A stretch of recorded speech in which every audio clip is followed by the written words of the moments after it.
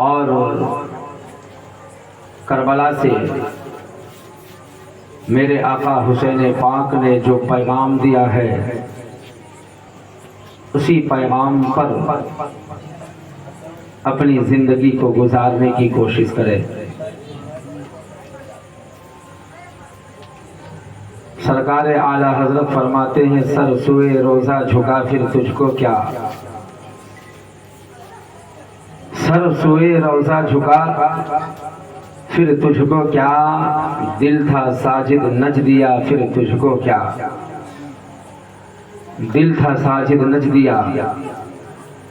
پھر تجھ کو کیا، اور بیٹھتے اٹھتے مدد کے واسطے، بیٹھتے اٹھتے مدد کے واسطے، یا رسول اللہ کہا پھر تجھ کو کیا، بیٹھتے اٹھتے مدد کے واسطے، یا رسول اللہ کہا پھر تجھ کو کیا، اور تیری دوزخ سے تو کچھ چھینا نہیں، تیری دوزخ سے تو کچھ چھینا نہیں، خلد میں پہنچا رضا پھر تجھ کو کیا، خلد میں پہنچا رضا پھر تجھ کو کیا،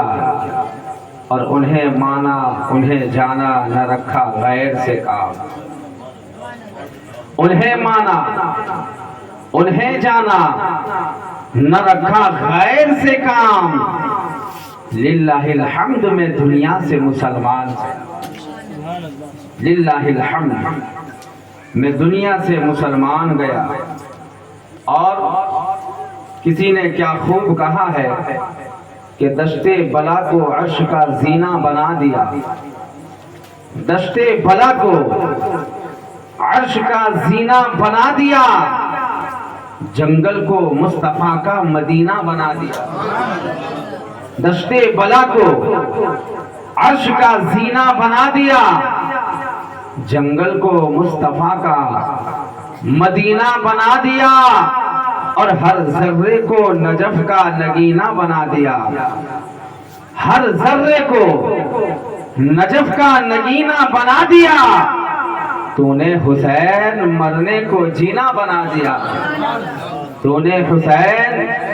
مرنے کو جینا بنا دیا، اور جو دہکتی آگ کے بستر پہ سویا وہ حسین، جو دہکتی آگ کے بستر پہ سویا وہ حسین، جس نے اپنے خون سے دنیا کو دھویا وہ حسین، جس نے اپنے خون سے دنیا کو دھویا وہ حسین، اور جو جوان بیٹے کی میت پر نہ رویا وہ حسین، جو جوان بیٹے کی میت پر نہ رویا وہ حسین، جس نے اپنا سب کچھ کھو کر پھر بھی کچھ نہ کھویا وہ حسین، جس نے اپنا سب کچھ کھو کر پھر بھی کچھ نہ کھویا وہ حسین۔ حضرات محترم ایک مرتبہ اور محبت سے درود شریف پڑھ لیجیے، اللہم صلی علی سیدنا شفیعنا ملجانا محمد بارک وسلم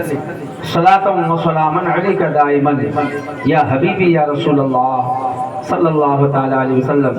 حضرات آپ نے مولا علی کی زندگی کے بارے میں سنا، اور امام حسن کی زندگی کے بارے میں آپ نے سماعت کی، سیدہ فاطمہ زہرا کے بارے میں، اور بالخصوص حضرت امام حسین رضی اللہ تعالی عنہ کے بچپنے کے بارے میں آپ نے سماعت کی۔ آقا دو جہاں صلی اللہ تعالی علیہ وسلم کس طرح اپنے دونوں شہزادوں سے یعنی دونوں نواسوں سے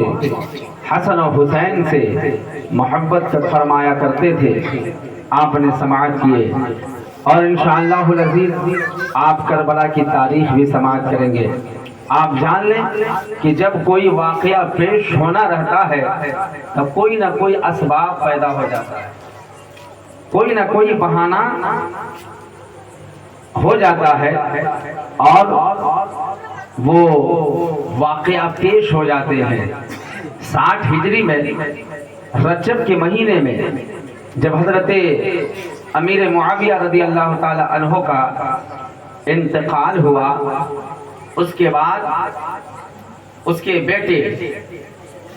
یزید حکومت کی کرسی پر بیٹھتا ہے، باپ جنتی ہے مگر بیٹا جہنمی ہے، باپ صحابی رسول ہیں، باپ اللہ کے رسول کے صحابی ہیں، اور بیٹا کتنا ظالم ہے، جابر ہے، فاسق ہے، حدود شرعیہ کو توڑنے والا ہے،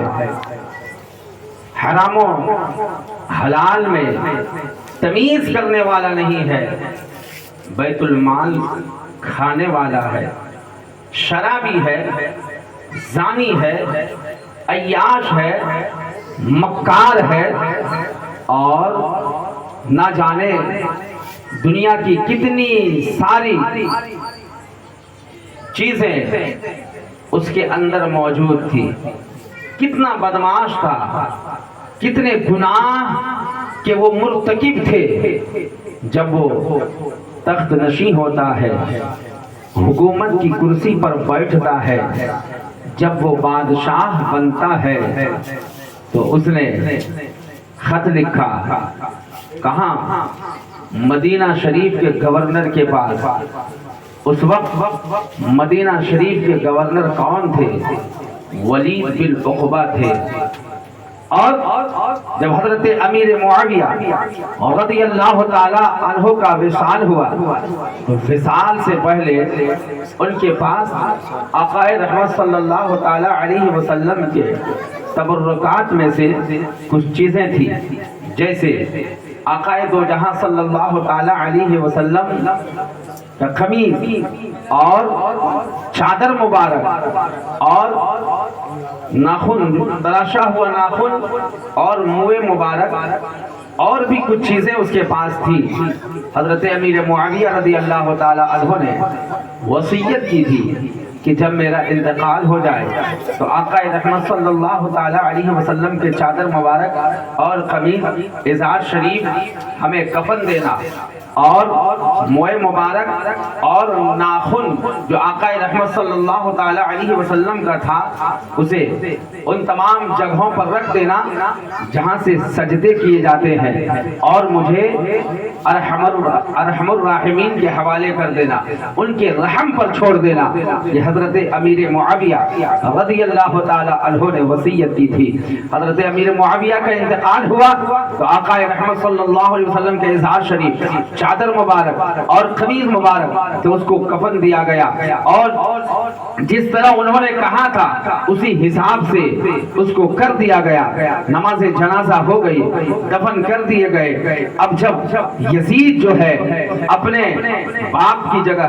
تخت نشین ہوتا ہے، کرسی پر بیٹھتا ہے، حکومت میں آتا ہے اور پاور میں آتا ہے، تو سب سے پہلے اس نے تمام مملکت اسلامیہ کو خط لکھنا شروع کر دیا کہ سب کا سب آ کر ہماری بیعت کرے، سب ہمیں اپنا پیر تسلیم کرے، سب ہمارا سپورٹ کرے، سب ہمارا سمرتھن کرے۔ مدینے کے گورنر کو بھی خط لکھا، ولید بن عقبہ کو خط لکھا کہ سب سے پہلے مدینہ شریف میں حسین ابن علی سے بیعت لیا جائے، اور عبداللہ بن زبیر جو ہے عبداللہ بن زبیر سے لیا جائے، عبداللہ بن زبیر سے لیا جائے، حضرت عمر فاروق کے بیٹے سے لیا جائے، اور مدینہ شریف میں جو اکابر صحابہ کرام تھے ان تمام کے نام کو اس نے لکھا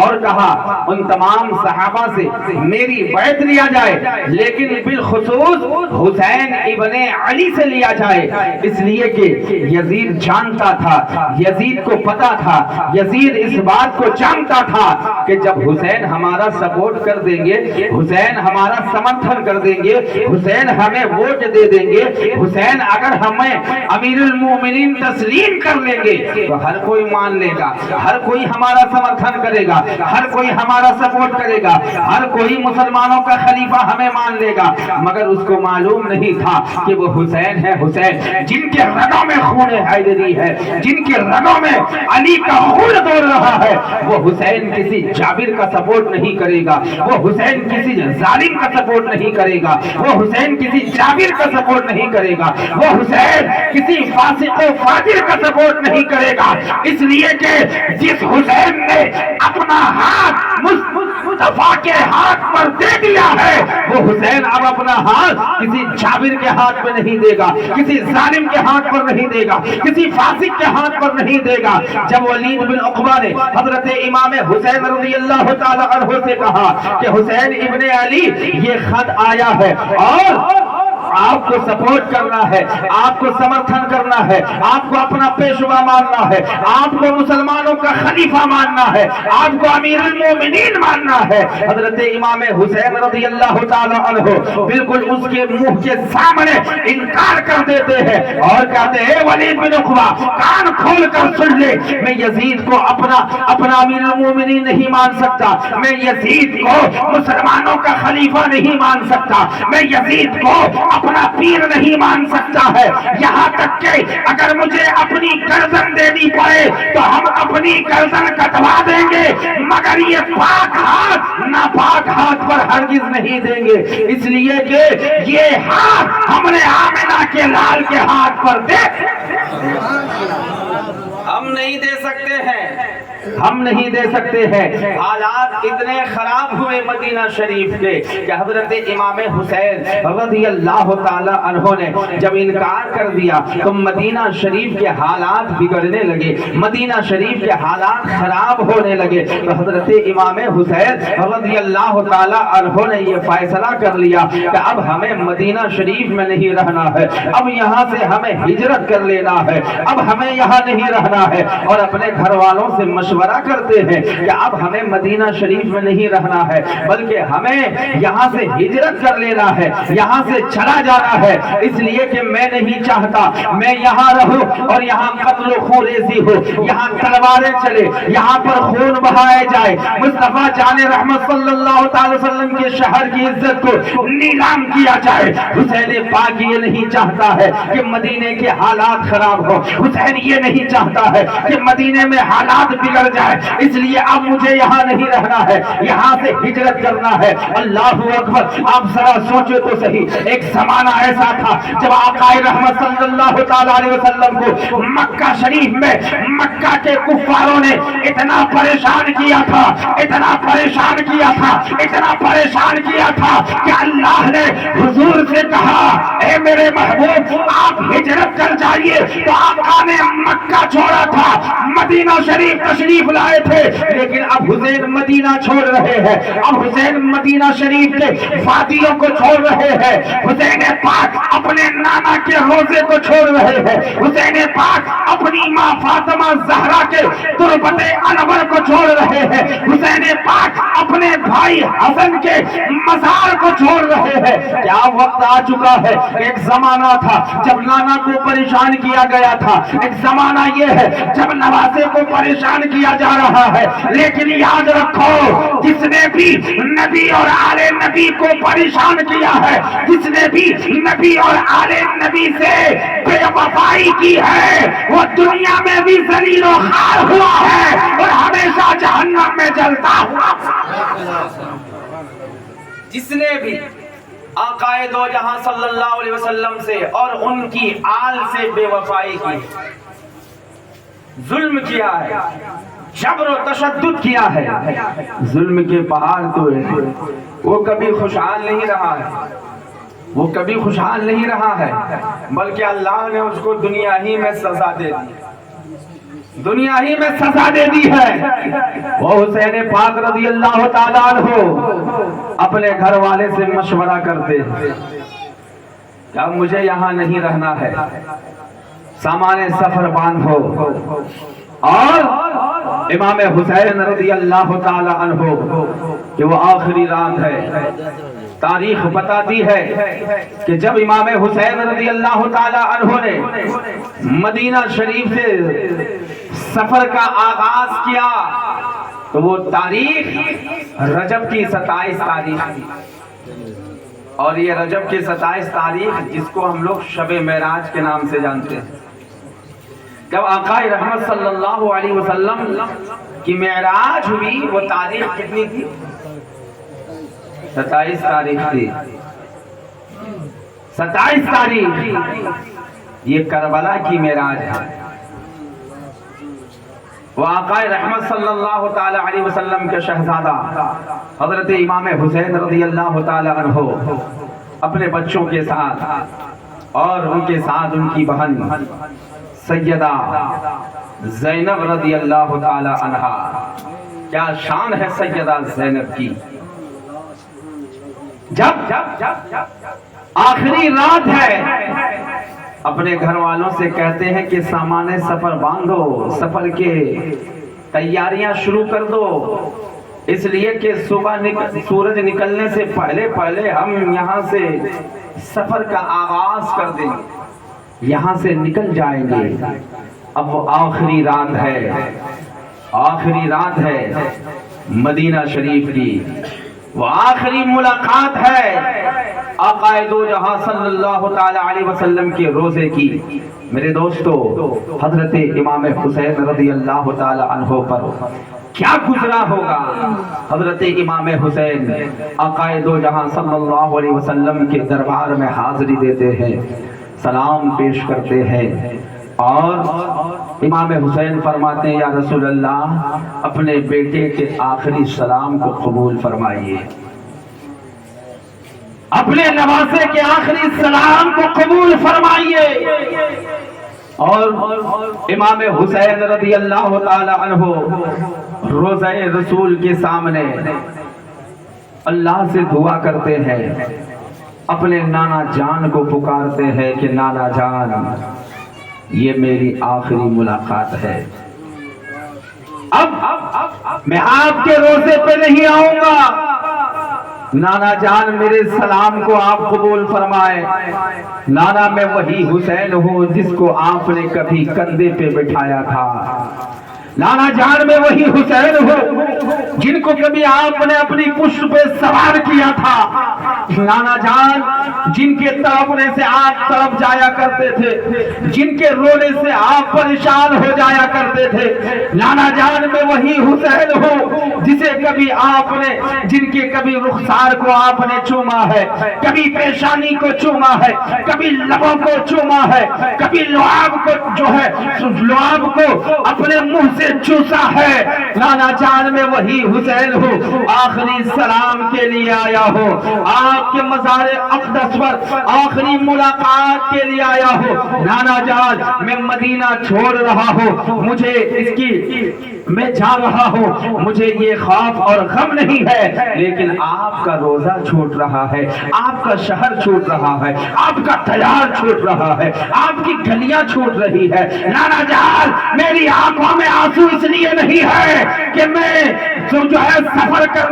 سفر کرنا ہے، بلکہ نانا جان میری آنکھوں میں آنسو اس لیے ہے کہ آپ کے روزہ انور کی زیارت اور نہیں ہوگی، آپ کے شہر سے دور جا رہا ہو. عزیزان ملت اسلامیہ، وہ منظر کتنا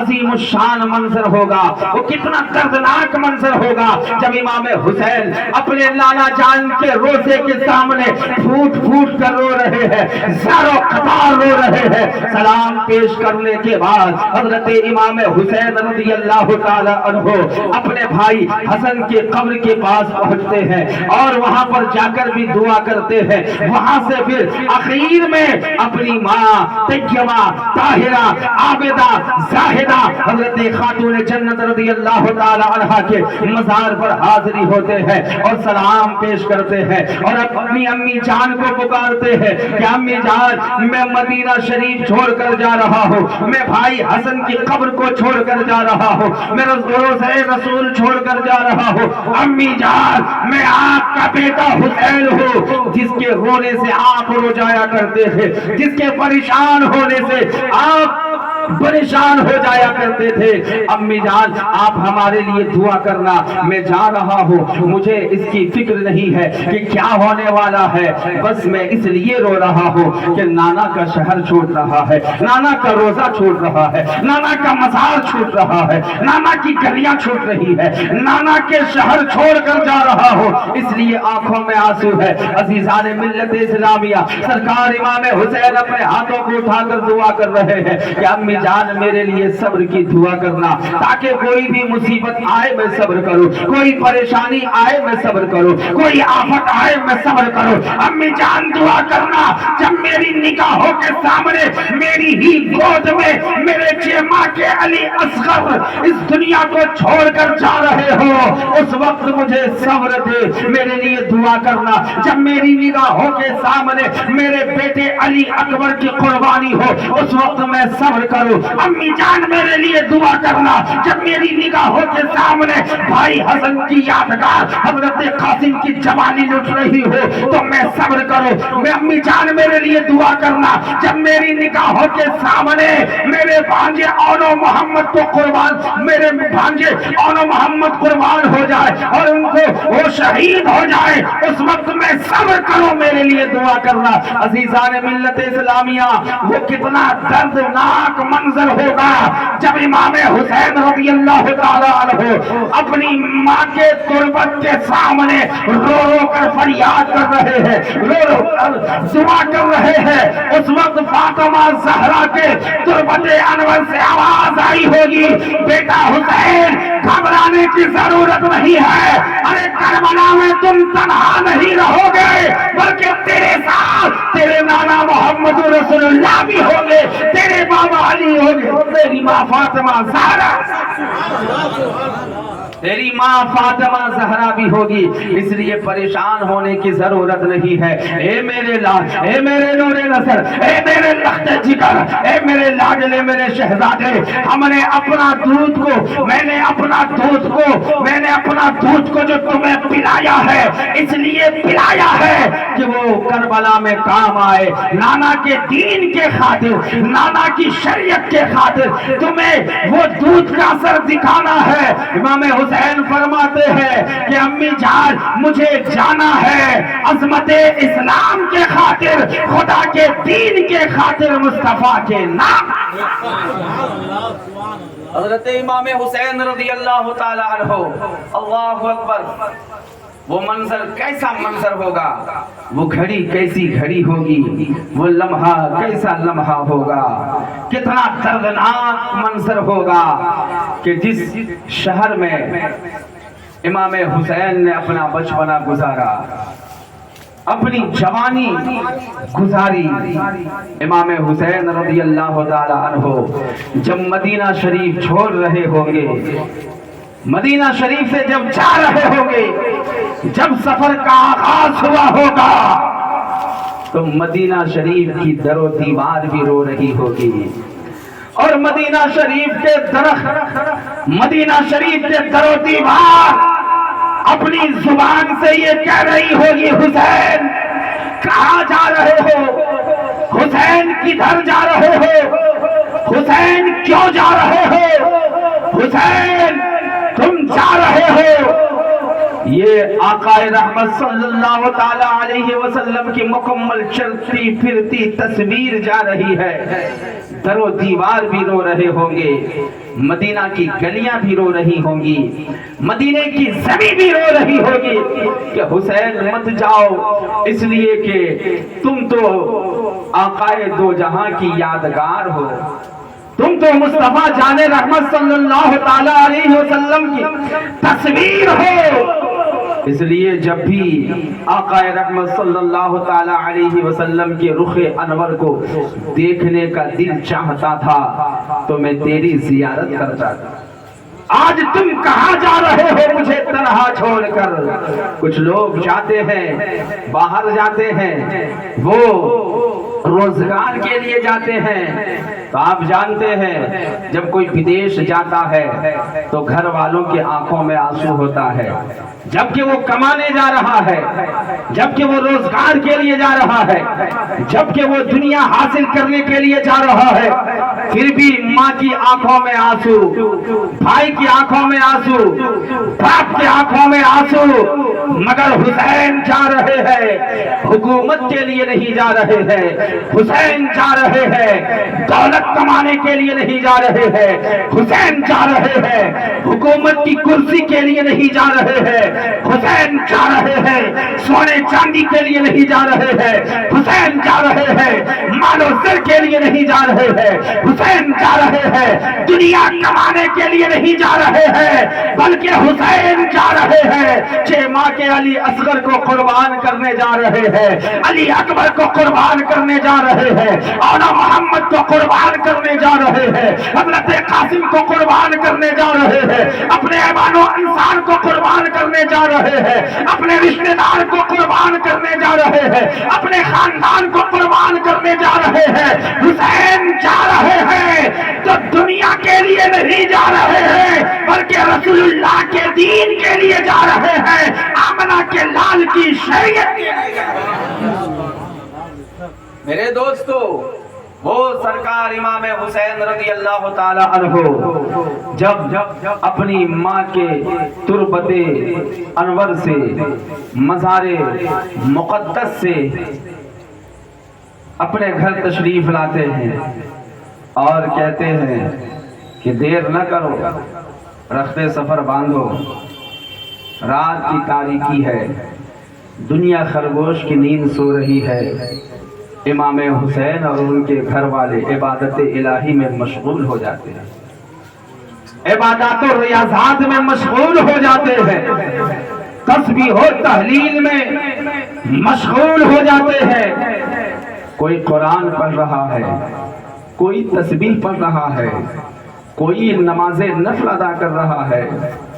کوئی سبحان اللہ الحمدللہ کی صدائیں بلند کر رہا ہے،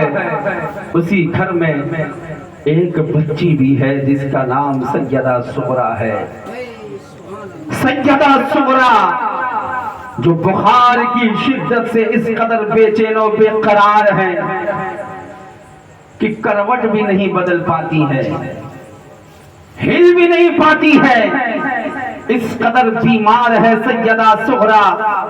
اپنی نگاہوں سے دیکھ رہی ہے کہ آخر یہ کیا ہو رہا ہے، سبوں کے آنکھوں میں آنسو کیوں ہے، مگر کچھ بول نہیں پا رہی ہے، اس قدر بیمار ہے،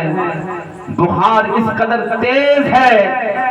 کہ جب اس کے بدن کو چھوا جاتا ہے تو ایسا لگتا ہے کہ انگارے پہ ہاتھ رکھ دیا ہو، انگارے پہ ہاتھ رکھ دیا ہو، اس قدر بے چین و بے قرار ہے سیدہ صغریٰ۔ حضرت امام حسین رضی اللہ تعالی عنہ سیدہ صغریٰ کے پاس تشریف لاتے ہیں اور سیدہ صغریٰ کے نگاہوں کو دیکھ کر کہتے ہیں، اے میری لاڈلی شہزادی، اے میری پیاری بیٹی، میں جانتا ہوں کہ یہ تمہاری نگاہیں مجھ سے کیا سوال کر رہی ہیں، مجھے پتا ہے تم مجھ سے کیا پوچھنا چاہ رہی ہو، تو یہی پوچھنا چاہتی ہو نا کہ ہم لوگ کہاں جا رہے ہیں اور کیوں جا رہے ہیں، کہاں جا رہے ہیں، اور جا بھی رہے ہیں تو اس سفر میں ہمیں کیوں نہیں شامل کیا گیا ہے، اس سفر کے لیے ہمیں کیوں نہیں تیار کیا گیا ہے، اس سفر کے لیے ہمیں کیوں نہیں دیا گیا ہے۔ سیدہ صغریٰ کے آنکھوں سے آنسوؤں کے قطرات ٹپک رہے ہیں، بخار کی شدت کی وجہ سے زبان سے بول بھی نہیں پاتی ہیں، مگر آنکھوں کے اشارے سے سرکار امام حسین سے سوال کر رہی ہے، میرے بابا حسین، اے میرے بابا حسین، آپ جا رہے ہیں، مجھے چھوڑ کر جا رہے ہیں، اپنی بیٹی کو چھوڑ کر جا رہے ہیں، اپنی شہزادی کو چھوڑ کر جا رہے ہیں، اے میرے بابا حسین، آپ جا رہے ہیں تو مجھے لے کر کیوں نہیں جا رہے ہیں؟ مجھے اس سفر میں کیوں نہیں شامل کیا گیا ہے؟ میرے آقا حسین فرماتے ہیں کہ میری بیٹی صغرا، میں جا رہا ہوں، بچپن میں جو اپنے نانا سے وعدہ کیا تھا اسی وعدہ کو نبھانے جا رہا ہوں، اسی وعدہ کو نبھانے جا رہا ہوں۔ تبھی تو کسی کہنے والوں نے کیا خوب کہا ہے کہ جس نے حق کربلا میں ادا کر دیا، اپنے نانا کا وعدہ وفا کر دیا، گھر کا گھر سب سپرد خدا کر دیا، اس حسین ابن حیدر پہ لاکھوں حسین ابن حیدر پہ لاکھوں سلام۔ عزیزان ملت اسلامیہ، حضرت امام حسین رضی اللہ تعالی عنہ اپنی شہزادی سیدہ صغرا کی پیشانی کو چومتے ہیں، عبادت الہی میں مشغول ہو جاتے ہیں۔ فجر کا وقت ہوتا ہے، نماز فجر ادا کرنے کے بعد سرکار امام حسین رضی اللہ تعالی عنہ اور ان کے تمام ساتھی، ان کے بیٹے 6 ماہ کا علی اصغر ہے، حضرت علی اکبر ہے، حضرت قاسم ہے، ان کی بیویاں ہیں اور ان کے گھر کے چند افراد ہیں، یکی بادگرے ایک ایک کر کے سب کوئی حضرت سیدہ صغرا سے آخری ملاقات کے لیے جا رہے ہیں، آخری سلام کے لیے جا رہے ہیں، آخری ملاقات کے لیے جا رہے ہیں۔ حضرت امام حسین رضی اللہ تعالی عنہ پھر جب آخری ملاقات کے لیے جاتے ہیں، آخری سلام کے لیے جاتے ہیں، تو پھر وہی دیکھتے ہیں کہ بخار کی شدت کی وجہ سے میری بیٹی سیدہ صغرا ہل بھی نہیں پاتی ہے، بول بھی نہیں پاتی ہے، بلکہ آنکھوں سے ہی اشارہ کر رہی ہے۔ میں باپ جب ایک بچے اشارہ کرتے ہیں تو باپ ان کے اشارے کو سمجھ جاتے ہیں، ماں اشارے کو سمجھ جاتی ہے، ماں بھی اشارہ سمجھ رہی ہے کہ سیدہ صغرا کیا کہہ رہی ہے، باپ بھی اشارہ سمجھ رہا ہے کہ میری بیٹی کیا کہہ رہی ہے، بھائی بھی اشارہ سمجھ رہے ہیں کہ میری بہن کیا کہہ رہی ہے۔ عزیزان ملت اسلامیہ، اور حضرت امام حسین رضی اللہ تعالی عنہ آخری ملاقات کے بعد اپنے گھر سے باہر نکلتے ہیں اور حضرت ام سلمہ سے کہتے ہیں، اے ام سلمہ، میری بیٹی سیدہ صغرا کا خیال رکھنا۔ کون ام سلمہ؟ جو تمام مسلمانوں کی ماں ہے، تمام مسلمانوں کی ماں ہے، وہ حضرت ام سلمہ جو آقا رحمت صلی اللہ تعالی علیہ وسلم بیویوں میں سے، اور وہی ام سلمہ جن کو حضور نے کربلا کی مٹی دیا تھا اور کہا تھا ام سلمہ اس مٹی کو سنبھال کے رکھنا۔ حضرت ام سلمہ نے اس مٹی کو ایک شیشی میں بند کر لیا، اور آقا رحمت نے فرمایا تھا کہ جب میرا حسین کربلا میں شہید ہو جائے گا تو یہ مٹی خون بن جائے گا، یہ مٹی خون بن جائے گا، حضور نے فرمایا تھا۔ آقا رحمت صلی اللہ تعالی علیہ وسلم حضرت ام سلمہ فرماتی ہیں کہ میرے گھر میں حسن و حسین کھیل رہے تھے، آقا رحمت صلی اللہ علیہ وسلم محبت سے نظارہ کر رہے ہیں، دیکھ رہے، مسکرا رہے۔ آپ کے گھر میں، ہمارے گھر میں جب چھوٹا چھوٹا بچہ کھیلتا ہے تو دادا، نانا، باپ، ماں سب دیکھ کر ہنستے ہیں، مسکراتے ہیں، کبھی برتن اٹھاتا ہے، پٹکتا ہے، کبھی بوتل پٹکتا ہے، کبھی یہ پٹکتا ہے، کبھی موبائل پٹکتا ہے، پھر بھی بچوں پر غصہ نہیں آتا ہے، پیار ہی آتا ہے کہ نہیں؟ غصہ نہیں آتا ہے، پیار آتا ہے۔ بچے چھوٹے ہیں، بچے بڑے سچے ہوتے ہیں، بچے بڑے اچھے ہوتے ہیں، بچے سے محبت کرنا یہ حضور کی سنت ہے۔ بچہ چاہے جس کا بھی ہو، محبت کی نظر سے دیکھو، محبت کی نگاہ سے دیکھو، محبت کی نظر سے دیکھو، یہ میرے آقا کی سنت ہے۔ کسی کے بھی بچے ہوں، آپ اسی لیے جانتے ہیں اسلام نے ہمیں کیا درس دیا ہے، اسلام نے کیا ہمیں سبق سکھایا ہے کہ جب 2-4 بچے ساتھ ہوں اور بہت سارا باپ ہوتا ہے نا، کہیں جانے لگتا ہے تو راستے میں اپنے بچے کو 5 10 20 روپیہ دیتا ہے، تو وہ منع کیا گیا ہے، منع کیا گیا ہے، کیونکہ اور بھی بچے وہاں ہیں، کوئی غریب بچہ ہوگا، ہے کہ نہیں، دل آزاری ہوگی، بچہ تڑپے گا کہ کاش میرے باپ کے پاس بھی ہوتا تو ہمیں بھی دیتا۔ اس لیے بچے کو کچھ کھلانا ہے تو آپ اپنے گھر میں لے جا کے کھلائیے، بچے کو کچھ دینا گھر میں دیجیے، کبھی بچوں کے سامنے مت دیجیے۔ اور جانتے ہیں اللہ کے رسول نے یہ بھی منع فرمایا، 4 5 بچے کھیل رہے ہوں تو اپنے بیٹے کو بیٹا کہہ کر پکارنا بھی نہیں چاہیے، ہو سکتا ہے اس میں کوئی یتیم بچہ ہو جس کا باپ نہ ہو، ہے کہ نہیں، اس لیے نام لے کے پکارو، نام لے کے۔ جب آپ 4 بچے کھیل رہے ہوں، ایک بچہ کو آپ کہو گے بیٹا ادھر آ جا، تو کوئی یتیم بچہ ہے، اس کے دل پہ کیا گزرے گا، کیا گزرے گا؟ وہ سوچے گا کہ کاش میرے بابا ہوتے تو مجھے بھی بیٹا کہہ کر پکار، کاش میرے والد زندہ ہوتے تو مجھے بھی بیٹا کہہ کر پکارتے۔ اسلام نے محبت ہی کا پیغام دیا ہے، پیار کا پیغام دیا۔ اسلام کی جب تاریخ اور سسٹم کو پڑھو گے نا تو اپنی قسمت پہ ناز کرو گے، فخر کرو گے کہ اللہ نے کتنا خوبصورت مذہب ہمیں دیا ہے، کتنا عظیم الشان سسٹم ہمیں دیا ہے، کتنا لاجواب سسٹم ہمیں دیا ہے،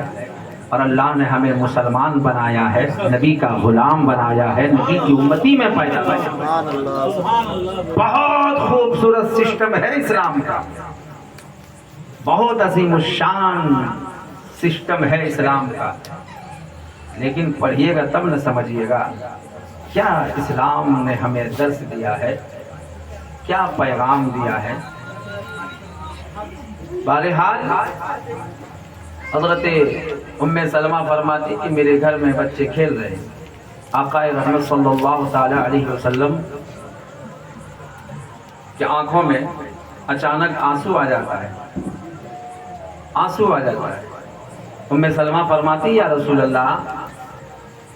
آپ رو رہے ہیں، کیا معاملہ ہے؟ حضور فرماتے ہیں کہ ام سلمہ ابھی حضرت جبریل آئے تھے اور انہوں نے مجھے خبر دی کہ یا رسول اللہ آپ اپنے شہزادوں سے اتنی محبت کرتے ہیں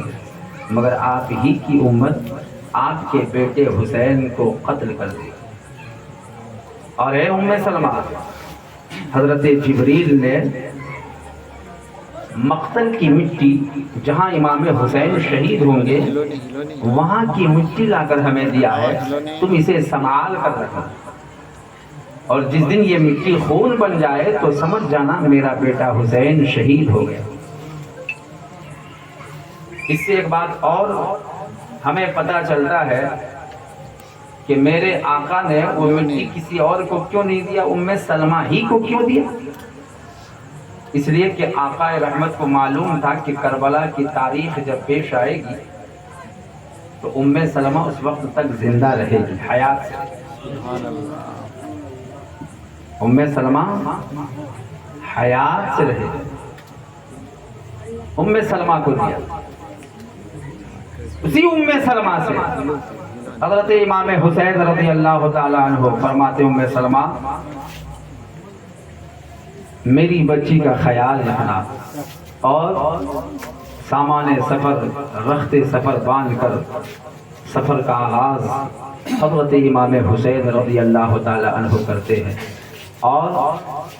سفر کے صعوبتوں کو برداشت کرتے ہوئے، تکلیف کو برداشت کرتے ہوئے، مصیبتوں کو برداشت کرتے ہوئے، آج کا سفر نہیں ہے کہ کچھ گھنٹے میں چند گھنٹے میں ہم کہاں سے کہاں پہنچ جاتے ہیں، مگر اس وقت کا سفر بہت ہی کٹھن ہوتا تھا، بہت سارے جنگلوں کو پار کرنا ہوتا تھا، بہت سارے جنگلوں میں ڈاکوؤں کا اڈا ہوتا تھا جو مسافر کے مال و اسباب کو لوٹ لیتے تھے، چھین لیا کرتا تھا۔ آج تو سفر بہت ہی آسان ہے، بہت آسان ہے، اس وقت ایسا سفر نہیں تھا، بلکہ بہت تکلیف ہوتی تھی، بہت تکلیف کے ساتھ لوگ سفر کرتے تھے، مصیبتیں آتی تھی، پریشانیاں آتی تھی. کبھی کبھی تو ایسا ہوتا تھا کہ جب پانی ختم ہو جاتا تھا تو کئی میل تک پانی کا نام و نشان نہیں ہوتا تھا. کافی دور تک پانی نہیں ملا کرتے تھے. اس زمانے میں جو سفر کرتے تھے بہت کٹھنائیوں کا سفر ہوتا تھا. حضرت امام حسین رضی اللہ تعالی عنہ نے سفر کے صعوبتوں کو برداشت کیا ہے، سفر کی تکلیفوں کو برداشت کیا ہے، سفر کے مصیبتوں کو برداشت کیا ہے، سفر کی پریشانیوں کو اور کٹھنائیوں کو برداشت کیا ہے. اور برداشت کرتے کرتے آخرکار حضرت امام حسین رضی اللہ تعالی عنہ کا قافلہ مکہ معظمہ پہنچتا ہے. جب مکہ پہنچتا ہے اور وہاں کے لوگوں کو جب پتہ چلتا ہے کہ رسول اللہ کے شہزادے آئے ہیں، رسول اللہ کے بیٹے آئے ہیں، نواسہ رسول آئے ہیں، تو مکہ کے لوگ سب حضرت امام حسین سے ملاقات کے لیے آتے ہیں، امام حسین سے ملنے کے لیے آتے ہیں. کوئی آ رہا ہے ہاتھوں کو چوم رہا ہے، کوئی آ رہا ہے قدموں کو چوم رہا ہے. سب خوشی میں پکار کر کہہ رہا ہے کہ ہم لوگوں کی قسمت کی معراج ہو گئی ہے، اس لیے کہ یہاں پر رسول اللہ کے بیٹے آ گئے ہیں، یہاں پر فاطمہ زہرا کے بیٹے آ گئے ہیں، یہاں پر مولا علی کے بیٹے آ گئے ہیں. اور یہ خبر بالکل جنگل کی آگ کی طرح پھیل جاتی ہے کہ مکہ میں مدینہ سے ہجرت کر کے مکہ میں مصطفیٰ کے شہزادے تشریف لائے. خبر پھیل جاتی ہے، سارے لوگ ملنے کے لیے آتے ہیں، ملاقات کے لیے آتے ہیں. یہ خبر کوفہ تک پہنچ جاتی ہے، کوفہ تک. اس وقت مکہ کے گورنر سعید بن عاص تھے، جو بنو امیہ ہی کے فرد تھے مگر اہل بیت سے محبت کرنے والے. یزید ہی کی طرف سے حاکم تھے ضرور مگر آل پیغمبر کا ادب کرنے والے، احترام کرنے والے، ان سے محبت کرنے والے تھے، آل پیغمبر کے غلام تھے. میرے دوستو، جب کوفہ تک یہ خبر چلی جاتی ہے تو کوفہ کے بڑے بڑے لوگوں نے، مالداروں نے، امیروں نے، تاجروں نے، زمینداروں نے، پیسے والوں نے ایک میٹنگ کی کہ رسول اللہ کے بیٹے مکہ آ گئے ہیں اور یہ یزید تو ظالم ہے، یزید شرابی ہے، یزید بیت المال کا مال کھاتا ہے، یزید حرام کھاتا ہے، یزید حرام خور ہے، یزید ماں بہن بیٹیوں میں کوئی فرق نہیں کرتا ہے، یزید آقا رحمت صلی اللہ علیہ وسلم کی شریعت کو نیلام کر رہا ہے. ہم نے پہلے ہی بیزاری ظاہر کی اور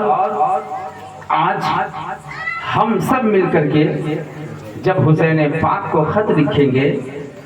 کہ حسین آپ جانتے ہیں یزید کیسا ہے، اور حقیقت میں حسین کو معلوم تھا کہ یزید فاسق ہے، فاجر ہے، اور جو فاسق ہوگا وہ پیر نہیں ہو سکتا، جو جھوٹا ہوگا وہ پیر نہیں ہو سکتا ہے، جو دغاباز ہوگا وہ پیر نہیں ہو سکتا ہے، جو حرام کھاتا ہو وہ پیر نہیں ہو سکتا ہے، جو عیاش ہو وہ پیر نہیں ہو سکتا ہے، جو شراب پیتا ہے وہ پیر نہیں ہو سکتا ہے، جو لوگوں کے مال کو ہڑپتا ہو وہ پیر نہیں ہو سکتا ہے، جو بہن بیٹیوں کی عزت نہ کرتا ہو وہ پیر نہیں ہو سکتا ہے، جو کھلے عام حدود شرعیہ کو توڑتا ہو وہ پیر نہیں ہو سکتا ہے. اور حسین پاک کو معلوم تھا کہ اگر ہم یزید کو اپنا پیر مان لیتے ہیں، یزید کو مسلمانوں کا خلیفہ مان لیتے ہیں، یزید کو امیر المومنین مان لیتے ہیں، یزید کا اگر ہم سپورٹ اور سمرتھن کر دیتے ہیں تو نبی کے دین کا نقشہ ہی ختم ہو جائے گا، نبی کے دین کے نظام درہم برہم ہو جائیں گے، پھر حلال اور حرام میں کوئی فرق نہیں رہے گا، جو چاہے گا حرام کھائے گا. اس لیے کہ یہ سند کے لیے کافی ہے کہ یزید کو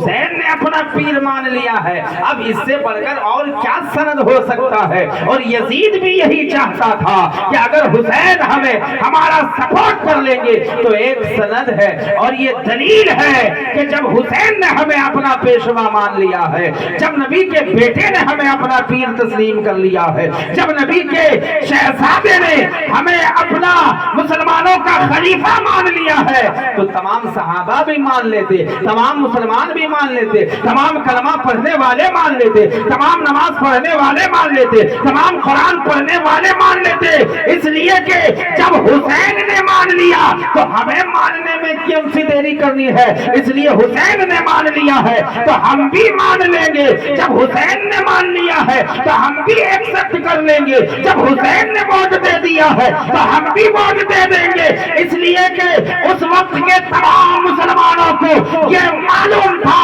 کہ اس وقت اس روئے زمین پر حسین پاک سے افضل و اعلیٰ کوئی اس زمانے میں حسین پاک سے بہتر کوئی نہیں ہے۔ اور جب حسین ہی سپورٹ کر لیں گے، ایسا ہوتا ہے کہ نہیں، کسی پارٹی کو ہم لوگ ووٹ کرتے ہیں تو گاؤں کے سب سے جو مکھیا ہوتا ہے اس کو دیکھتے ہیں، جس کے پیچھے پیچھے ہم لوگ رہتے ہیں کہ وہ اگر اس کو ووٹ دے گا تو ہم بھی اس کو ووٹ دیں گے، اچھا ہے خراب ہے بھلا ہے برا ہے کیسا ہے نہیں دیکھتے، بلکہ ہمارے گاؤں کے مربی نے جب اس کا سپورٹ کیا تو ہم بھی کریں گے، ہے کہ نہیں؟ جب گاؤں کے گارجین نے ہی اس کا سپورٹ کر دیا تو پھر ہم بھی سپورٹ کریں گے۔ تو یزید کو معلوم تھا جب حسین سپورٹ ہمارا کر دیں گے تو سارے کلمہ پڑھنے والے کر دیں گے، سارے نمازی کر دیں گے، سارے حاجی کر دیں گے، سارے قاضی کر دیں گے، سارے مسلمان کر دیں گے، سارے صحابہ ہمارا سپورٹ کر دیں گے، اور سب یہی کہیں گے کہ حسین نے جب کیا ہے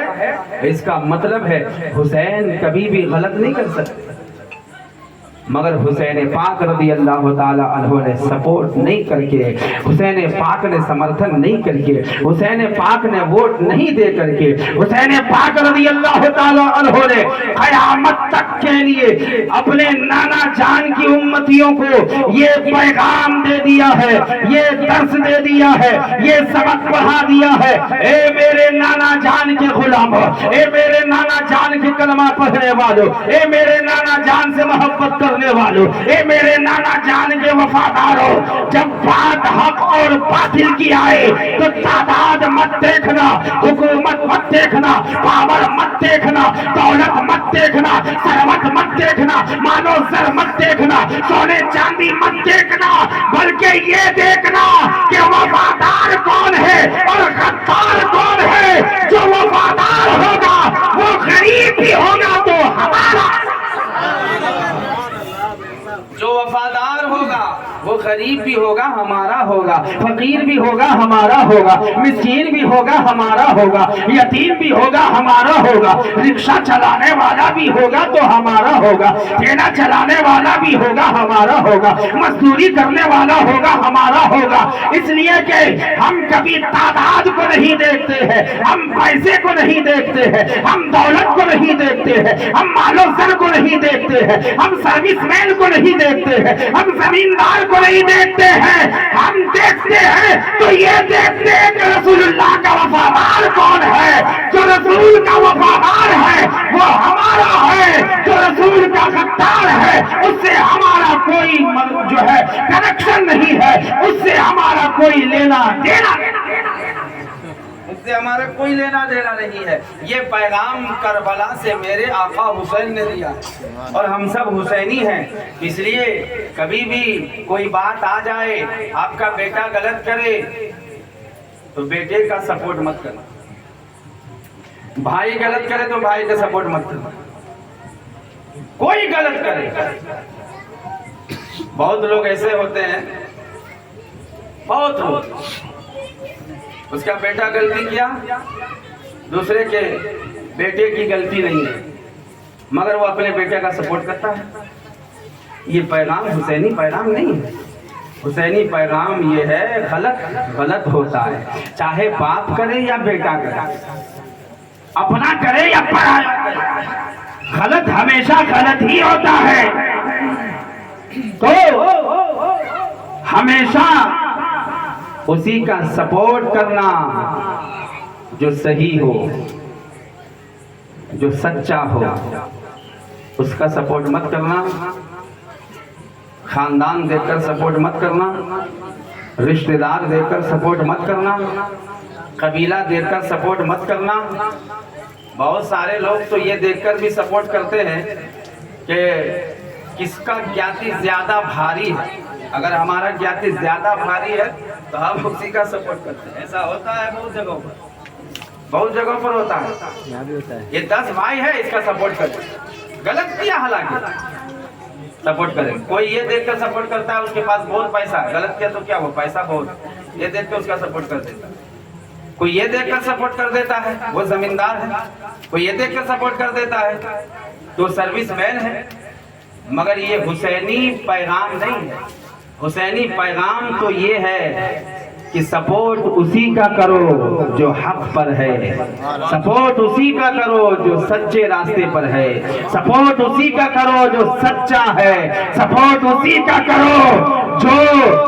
اچھا ہے، سپورٹ اسی کا کرو جو حق بات پر ہے۔ کبھی بھی غلط کا سپورٹ نہیں کرنا، کبھی بھی غلط کا سمرتھن نہیں کرنا۔ چاہے باپ ہو، غلط ہے تو باپ نے غلط کیا، بیٹا ہے تو بیٹا نے غلط کیا، ماں ہے تو ماں نے غلط کیا، بھائی ہے تو بھائی نے غلط کیا، بہن ہے تو بہن نے غلط کیا، قبیلہ ہے تو قبیلہ نے غلط کیا، زمیندار ہے تو زمینداروں نے غلط کیا، پیسے والا ہے تو اس نے غلط کیا۔ جس نے غلط کیا ہے آنکھوں میں آنکھیں ڈال کر کے اس کی غلطی کو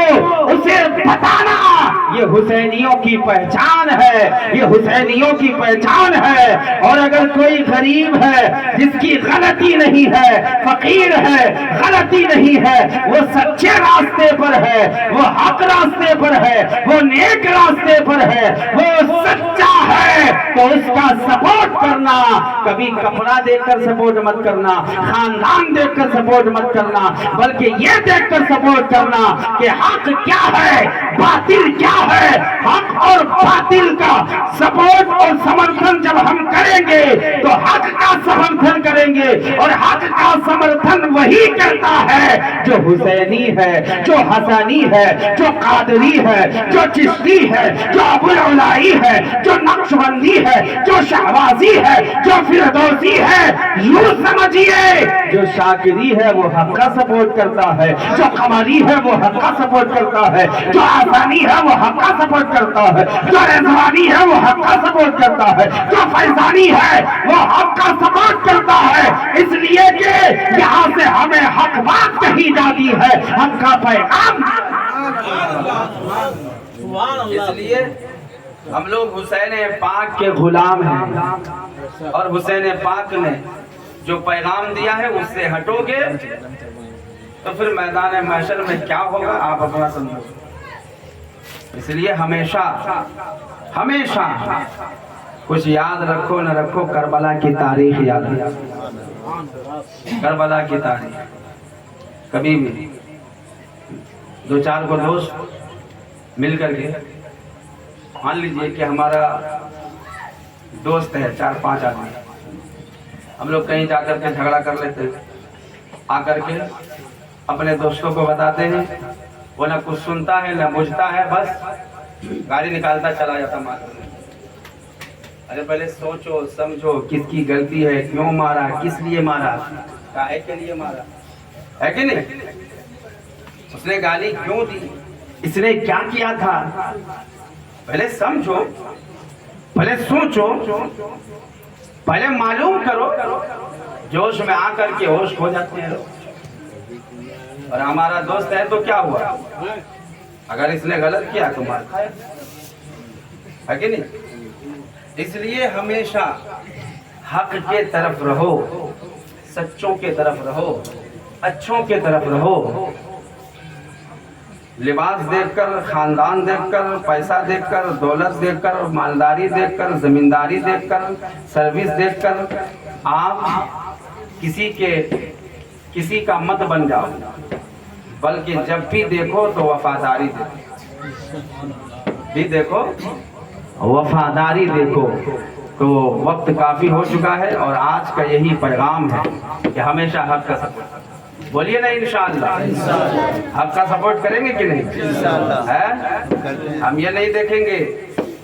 कि वो मेरा बाप है, मेरा भाई है, मेरा भतीजा है, मेरा चचा है, मेरा कबीला है, मेरा ख़ानदान है, मेरा रिश्तेदार है, हम बल्कि ये देखेंगे हक पर कौन है। जो हक पर होगा वो हमारा ख़ानदान का हो या ना हो, हम उसका सपोर्ट करेंगे।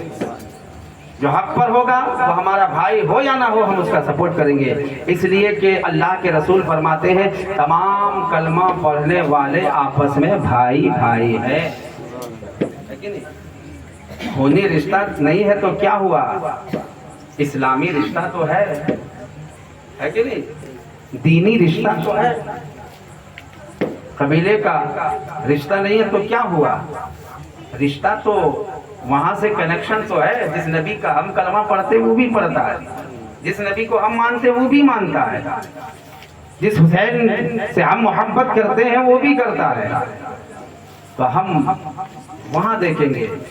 कि वो भी नबी वाला है, वो भी हुसैन वाला है, वो भी गौस वाला है, वो भी ख्वाजा वाला है, वो भी पीरो मुर्शिद वाला है, वो भी सरकार कमरुल हुदा वाला है, हसनुल हुदा वाला है, रिजवानुल हुदा वाला है, फैजानुल हुदा वाला है। तो हम ये नहीं देखेंगे कि वो किस खानदान से है, किस कबीले से है, किस शहर से है, किस गांव से है, किस बस्ती से है, किस ज्ञाति से है, किसका भाई है, बल्कि ये देखेंगे सच के साथ कौन है, हक पर कौन है, नेक कौन है और सच्चा कौन है। जो सच्चा होगा वो हमारा होगा, जो नेक रास्ते पर होगा वो हमारा होगा, जो हक बात पर जमा रहेगा वो हमारा होगा। ये पहचान हुसैनियों की है, ये पहचान हुसैनियों की है। अल्लाह से दुआ है मौला हम सबको हक बात कहने सुनने और उस पर अमल करने की तौफीक अता फरमाए। आमीन। इंशाअल्लाह यहाँ से कल बातें होंगी।